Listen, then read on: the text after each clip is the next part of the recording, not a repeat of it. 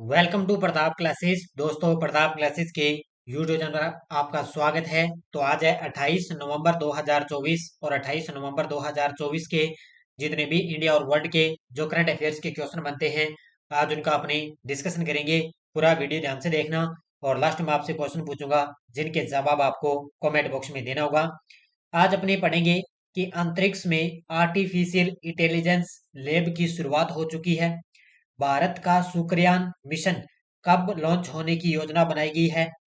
दिल्ली सरकार ने वृद्धावस्था पेंशन योजना के लिए पोर्टल लॉन्च किया है। इनकी आज हम चर्चा करेंगे पूरे लेटेस्ट न्यूज के साथ में। डेली आपको करंट अफेयर्स की क्लास आपको मिलती है, तो डेली आपको सुबह 8 बजे मेरी करंट अफेयर्स की लाइव क्लास आपको मिलती है गजब तरीके से।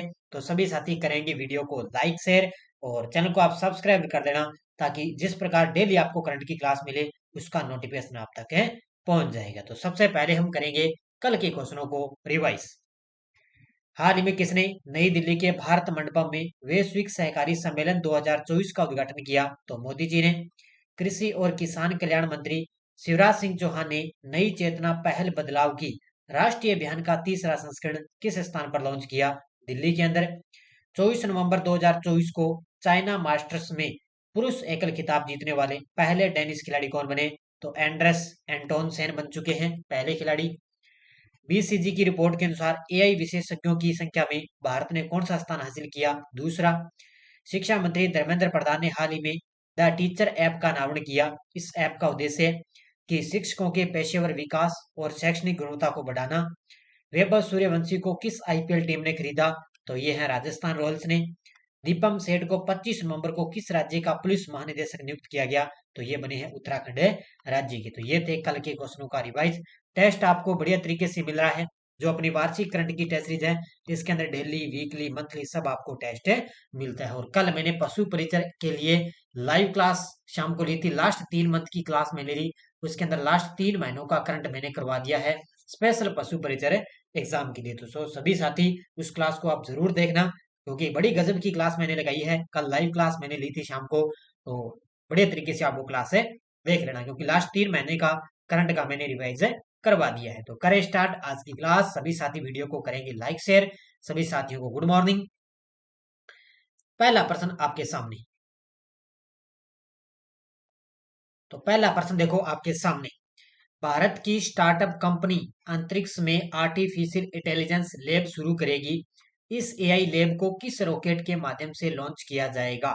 तो एक भारत की स्टार्टअप कंपनी है जो अंतरिक्ष के अंदर आर्टिफिशियल इंटेलिजेंस यानी कि एआई लैब स्थापित करेगी। तो इस एआई लैब को किस रॉकेट के माध्यम से लॉन्च किया जाएगा? तो ये किया जाएगा पीएसएलवी। अब देखो, अंतरिक्ष के अंदर आसमान में अंतरिक्ष स्टेशन स्थापित किया। चंद्रयान 4 भी लॉन्च किया जाएगा। बहुत सारे काम इसरो के द्वारा किए जा रहे हैं। तो अब क्या करेंगे? अब भारत की जो स्टार्टअप कंपनी है वो अंतरिक्ष के अंदर आर्टिफिशियल इंटेलिजेंस एआई लैब स्थापित करेगी। उस लैब को इस एआई लैब को किस रॉकेट के माध्यम से लॉन्च किया जाएगा? पीएसएलवी रोड की रॉकेट के माध्यम से लॉन्च किया जाएगा। देखो, अब पूरी डिटेल याद रखनी है। एग्जाम के अंदर यहाँ से कहीं से भी क्वेश्चन टपक सकता है भी। तो हैदराबाद स्थित है space tech company take me to space. इसका नाम याद रखना, टेक मी टू स्पेस है। ये भारत की पहली अंतरिक्ष स्थित एआई प्रयोगशाला है। M O I T D यानी कि my orbital infrastructure technology infrastructure technology demonstrator demonstrator को दिसंबर 2024 के मध्य में इसरो के पीएसएलवी C60 रॉकेट के माध्यम से लॉन्च किया जाए, यानी कि अगले महीने दिसंबर 2024 के अंदर इसरो का रॉकेट जाएगा पीएसएलवी C60। इस रॉकेट के माध्यम से ये एआई लैब स्थापित की जाएगी। अब याद रखना रॉकेट का नाम। हैदराबाद की अंतरिक्ष प्रौद्योगिकी startup company tech take me to space ने कहा कि ऑर्बिटल इंफ्रास्ट्रक्चर टेक्नोलॉजी डिमॉन्स्ट्रेटर जो AMOITTD है, वो अंतरिक्ष के अंदर भारत का पहला एआई लैब स्थापित करेगा, यानी कि भारत का पहला ये एआई लैब स्थापित करेगा। इसे अंतरिक्ष अनुसंधान अधिक किफायती हो जाएगा और इसको MOITD को इसरो के PSLV C60 मिशन के तहत दिसंबर मध्य में लॉन्च किया जाएगा, यानी कि दिसंबर मध्य के अंदर इस रॉकेट के माध्यम से एआई लैब स्थापित की जाएगी। ये इतनी चीजें मैंने आपको बताई है, इसको गजब तरीके से याद कर लेना। भारत का शुक्रयान मिशन कब लॉन्च होने की योजना है?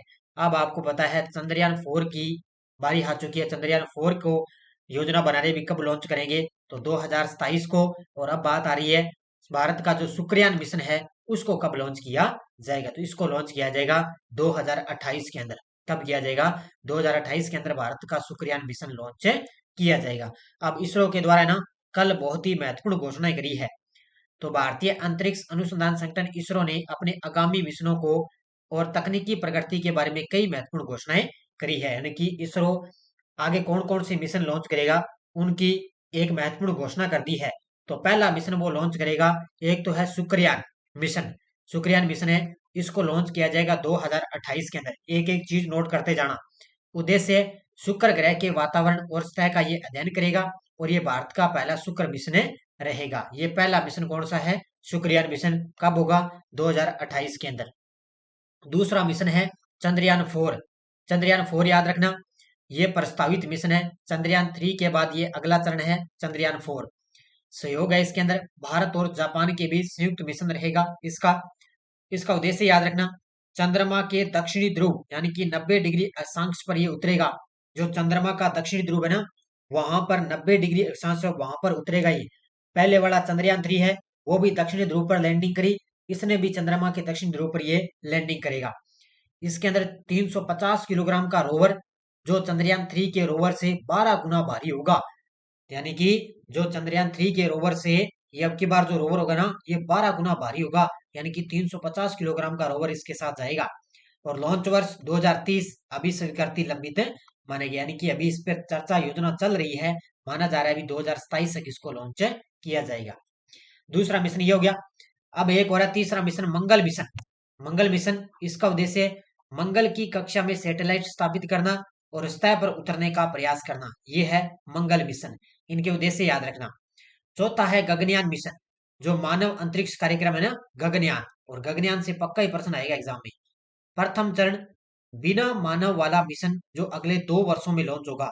बिना मानव यानी कि इसके अंदर मानव नहीं जाएगा, बिना मानव के सीधे ये मिशन लॉन्च होगा अगले 2 वर्षों के अंदर। दूसरा चरण, इसके बाद मानव को अंतरिक्ष में भेजने की योजना।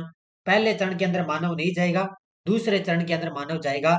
ये दोनों अलग अलग चरण इसके होंगे, ठीक है। तो ये गगनयान मिशन है, मंगल मिशन है, और इसके अलावा चंद्रयान 4 हो गया, और ये शुक्रयान हो गया। ये चारों के चारों मिशन अच्छे तरीके से याद कर लेना।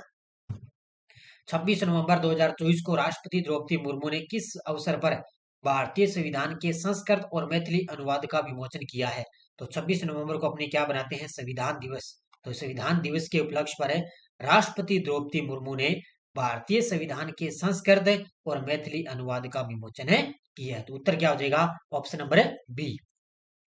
देखो, 26 नवंबर 2024 को राष्ट्रपति द्रौपदी मुर्मू ने नई दिल्ली में आयोजित एक भव्य समारोह में भारतीय संविधान के संस्कृत और मैथिली अनुवाद का विमोचन किया है। यानी कि 26 नवंबर 2024 को राष्ट्रपति द्रौपदी मुर्मू ने नई दिल्ली में आयोजित एक भव्य समारोह के अंदर संस्कृत और मैथिली अनुवाद का विमोचन किया। इसके अंदर भारत की एक तो भाषाई विरासत की समृद्धि का उत्सव है ये, और संविधान को देश के मार्गदर्शक ढांचे के रूप में पुनः स्थापित करता है। इसके अलावा बाकी संविधान दिवस के बारे में आप काफी अच्छे तरीके से जानते हो। और संविधान की जो 8वीं अनुसूची है उसके अंदर 22 भाषाओं को अनुसूचित भाषाओं में अनुवादित करके एक महत्वाकांक्षी प्रोजेक्ट भी शुरू किया गया। तो ये इतनी चीज नोट कर लेना। दिल्ली सरकार ने हाल ही में अपनी वृद्धावस्था पेंशन योजना में कितने वरिष्ठ नागरिकों को शामिल करने की घोषणा की है? दिल्ली सरकार ने हाल ही में अपनी वृद्धावस्था जो पेंशन योजना है उसके अंदर कितने वरिष्ठ नागरिकों को शामिल करने की घोषणा की? तो कितने नागरिक ये किए जाएंगे? 80,000 वरिष्ठ जो नागरिक है वो इसके अंदर शामिल किए जाएंगे। कितने? 80,000 वरिष्ठ नागरिक। अब इसकी एक एक चीज पढ़ लेना, क्योंकि दिल्ली सरकार की योजना है, एग्जाम में आएगी। तो वृद्धावस्था पेंशन योजना प्रमुख बिंदु, 80,000 अतिरिक्त वरिष्ठ नागरिकों को लाभ मिलेगा। पहला पॉइंट ये। कुल लाभार्थी अब 5.3 लाख हो चुके हैं, यानी कि अब टोटल कितने हो गए इसके अंदर? 5.3 लाख हो गए। और अब कितने होंगे शामिल? 80,000 वरिष्ठ नागरिक। 24 नवंबर को वरिष्ठ नागरिकों के लिए आवेदन हेतु एक समर्पित ऑनलाइन पोर्टल लॉन्च किया गया, यानी कि जो वरिष्ठ नागरिक है उनके लिए आवेदन हेतु एक ऑनलाइन पोर्टल लॉन्च किया गया 24 नवंबर को। इसके अलावा आयु, आवेदक की आयु कम से कम 60 वर्ष होनी चाहिए, यानी कि जो वृद्ध व्यक्ति है उसकी कम से कम आयु 60 वर्ष। 60 से 69 वर्ष के बीच में पेंशन मिलेगी 2,000 रुपए। 70 वर्ष उससे अधिक है तो उसको मिलेगी 2500 रुपए प्रति महीने। और जो विकलांग व्यक्ति है उसको 5,000 रुपए प्रति माह जल्द शुरू की जाएगी। ये अलग अलग क्रम याद रखना, ये एग्जाम में आपको कथन से प्रश्न पूछा जा सकता है। 25 नवंबर 2024 को ब्राजील में भारत के अगले राजदूत के रूप में किसे नियुक्त किया गया? 25 नवंबर 2024 को ब्राजील में भारत के अगले राजदूत के रूप में किसको नियुक्त किया गया? तो ये किया गया है दिनेश भाटिया को। ऑप्शन नंबर ए किसको किया गया? ये तस्वीर में आप देख सकते हो दिनेश भाटिया, ये ब्राजील के अंदर भारत के अगले राजदूत नियुक्त हुए। तो विदेश सेवा अधिकारी हैं दिनेश भाटिया, जिनको ब्राजील में भारत का अगला राजदूत नियुक्त किया गया। इसकी घोषणा विदेश मंत्रालय ने की 25 नवंबर 2024 को। 1992 बैच के आईएफएस अधिकारी श्री भाटिया के पास व्यापक कूटनीति का अनुभव है और ये 2022 के अंदर उरुग्वे और पराग्वे में भी भारत के राजदूत के रूप में कार्य कर चुके हैं। तो उरुग्वे और पराग्वे में 2022 में कार्य किया और अब 2024 के अंदर ये ब्राजील के अंदर भारत के अगले राजदूत बने हैं। डॉक्टर जयतीर्थ राघवेंद्र जोशी को किस संगठन का प्रमुख नियुक्त किया गया है? ये तस्वीर में आप देख सकते हो, ये है डॉक्टर जयतीर्थ राघवेंद्र जोशी। इनको किस संगठन का प्रमुख नियुक्त किया गया? ये बने हैं ब्रह्मोस एरोस्पेस के प्रमुख। ऑप्शन नंबर सी किसके बने? ब्रह्मोस जो एरोस्पेस मिसाइलें वगैरह तैयार करती है उनके प्रमुख अब कौन बन चुके हैं? तो डॉक्टर जयतीर्थ राघवेंद्र जोशी को नियुक्त किया गया है। ये देखो तस्वीर में इनके साथ में ब्रह्मोस मिसाइलें आपको दिखाई दे रही होगी। तो डॉक्टर जयतीर्थ राघवेंद्र जोशी को ब्रह्मोस एरोस्पेस का नया प्रमुख नियुक्त किया गया। यह संस्था विश्व प्रसिद्ध BrahMos supersonic cruise missile system के लिए विकास के लिए जानी जाती है। जो ये संस्था है वो विश्व प्रसिद्ध BrahMos supersonic cruise missile system के विकास के लिए जानी जाती है। अब देखो आपके लिए कथन से संबंधित एक प्रश्न है। One nation one subscription ONOS योजना के तहत 13,000 से अधिक अंतर्राष्ट्रीय ई जर्नल्स तक पहुंच उपलब्ध करवाई जाएगी। बिल्कुल कथन सही है। यानी कि पहला कथन यह है कि जो वन नेशन और वन सब्सक्रिप्शन योजना है उसके तहत 13,000 से अधिक अंतर्राष्ट्रीय ई जर्नलिस्ट तक पहुंच उपलब्ध करवाई जाएगी। इस योजना के लिए 2025 से 27 तक 6,000 करोड़ का आवंटन किया जाएगा। इनके 6,000 करोड़ रुपए का आवंटन किया जाएगा। तो ये दोनों के दोनों कथन क्या है? बिल्कुल सही है। तो उत्तर आ जाएगा इसका ऑप्शन नंबर सी। दोनों कथन क्या है? बिल्कुल सही है। अब देखो इसकी पूरी डिटेल। घोषणा की थी यह योजना मोदी जी के नेतृत्व में केंद्रीय कैबिनेट द्वारा इसको मंजूरी मिल चुकी है। तो मोदी के नेतृत्व में केंद्रीय कैबिनेट द्वारा इसको मंजूरी मिल गई। उद्देश्य क्या है? छात्रों, शिक्षकों और शोधकर्ताओं को 13,000 से अधिक अंतर्राष्ट्रीय ई जर्नल्स तक डिजिटल पहुंच प्रदान करना है, यानी कि डिजिटल तरीके से उनको पहुंच प्रदान करना। लाभार्थी अनुमानित है इसके अंदर 1.8 करोड़ छात्र, शिक्षक और शोधकर्ता इसके अंदर शामिल है। आवंटन योजना के लिए 2025 से 27 की अवधि में 6,000 रुपए करोड़ का बजट इसके अंदर आवंटित किया गया। और इसका जो प्रबंधन है, इस योजना का प्रबंधन यूजीसी के इनफ्रिंट नेट जो इंफॉर्मेशन एंड लाइब्रेरी नेटवर्क है, इस प्लेटफॉर्म के माध्यम से इस योजना का प्रबंधन किया जाएगा। ये आपको याद रखना है क्योंकि ये योजना है वन नेशन वन सब्सक्रिप्शन। इस योजना को क्या है? मोदी जी की तरफ से इस योजना को मंजूरी मिल चुकी है। ये टेलीग्राम ग्रुप है, कोई सूचना आती है, कोई लिंक आ गया। और इसके अलावा जो कल मैंने लास्ट 3 मंथ की क्लास लगाई उसकी पीडीएफ आपको टेलीग्राम पर मिल जाएगी। और जो मुगल काल मैंने करवा दिया कंप्लीट उसकी भी पीडीएफ आपको मिल जाएगी। तो टेलीग्राम ग्रुप को ज्वाइन कर लेना, पीडीएफ आपको 1-2 दिनों के बाद में टेलीग्राम पे मिलेगी।